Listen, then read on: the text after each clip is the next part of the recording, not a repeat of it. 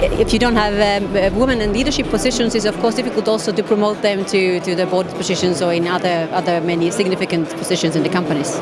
Maria Pennanen is an angel investor and international senior leader with vast experience in B2B sales, in marketing in Europe and Asia.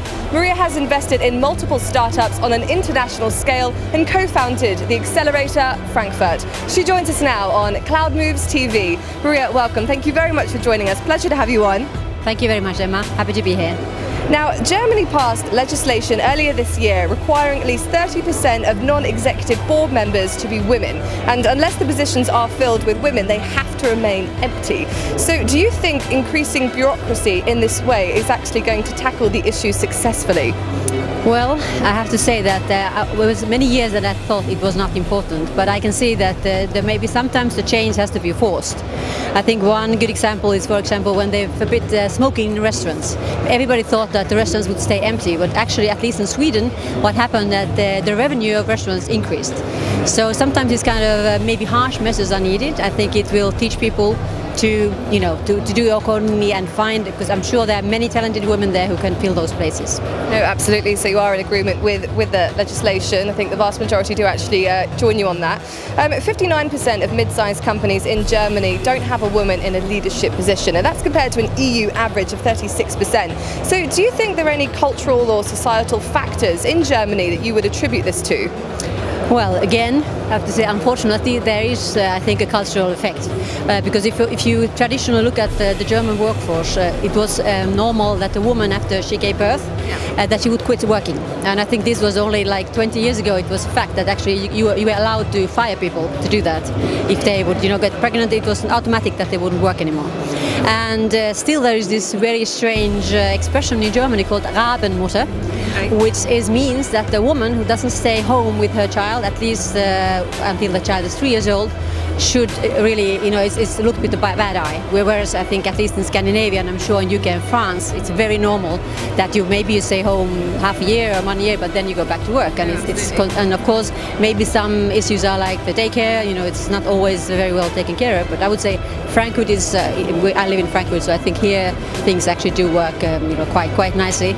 But yeah, so I think it's this traditional thing that many times, especially in the Mittelstand, in these medium-sized companies in Germany, the leadership is men.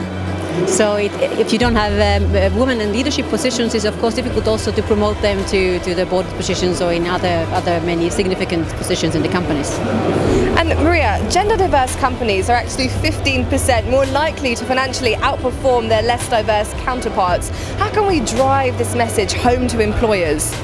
Well, I think here, of course, education is needed. We need to educate, keep on giving this feedback or this message to people that they understand this is actually a fact. And I think there have been published research proving this point. Yes. And well, you can see many reasons. Maybe it's like they say that women can see things, they're maybe not as competitive in a good way, that they maybe don't take crazy risks, so they take more calculated risks. And sometimes it of course might be a negative thing, because maybe you don't dare to do things that you should be doing because you are too careful. But I think that it really is a fact. Well, the research shows it, and this should be one thing that really would help companies to decide when you have a man and a woman, of course on equal basis, that you choose maybe then the woman said that she has also the competencies, of course. Now, Maria, you co-founded the Accelerator in Frankfurt with a view to nourishing the startup ecosystem here. So how do your programs enrich startups?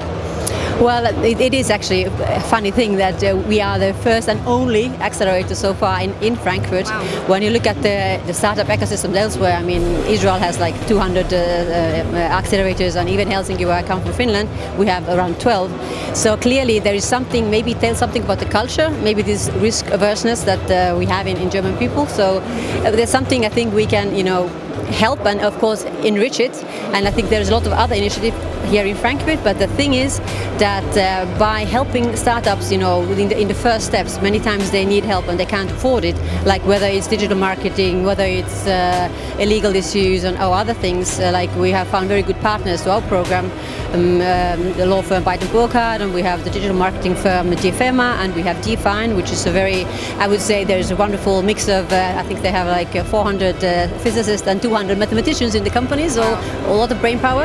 And I think these kind of things bring added value to the startups, and of course our engagement in them, because if they are not successful, we are not successful, and I think we are in a way in the same ship with them. So I think it should enrich also and I think in Germany the problem is that today we all talk about Berlin. We say that is really the startup hub of Frankfurt, of Germany, and it is and should be also.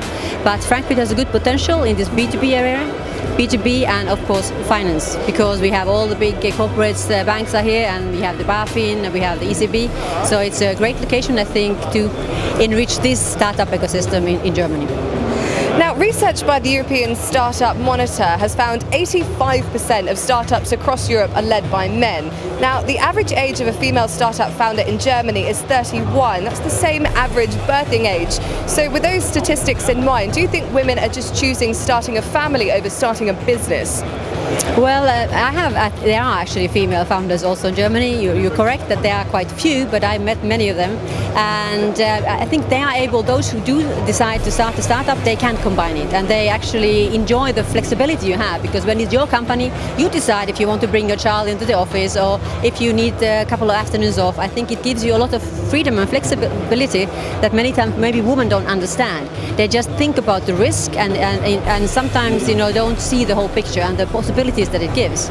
So maybe it has something to do with the age, but maybe it's more about not being aware of all the opportunities, the possibilities you have, and maybe being too shy. And as I mentioned previously about the part that women sometimes calculate too many risks. They don't dare to take that wild leap into the unknown and let's try it out and find out if it works or not. Fascinating perspective. Maria, just one very last question. What would you say to those individuals who actually haven't been able to attend the Cloud Expo Frankfurt today and are thinking of coming next year? What would you say to those people? Well, I have to say that it's very exciting here, a lot of people here, and since many of our startups are also in the cybersecurity area, so I have a personal interest to be here today. So please come and enjoy the atmosphere. Absolutely. Maria, pleasure speaking to you. Thank you for joining us. Thank you. That's Maria Pennanen speaking to us here. I'm Emma Boyle, and this is Cloud Moves TV.